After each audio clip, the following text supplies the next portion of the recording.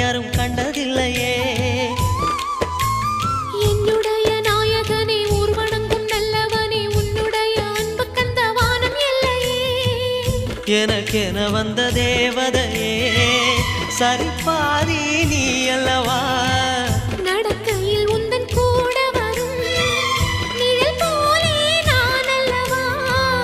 கண்ணன் கொண்ட ராதையர ராமன் கொண்ட சீதையர மடி சேர்ந்த பூரதமே மனதில் வீசும் மாருதமே.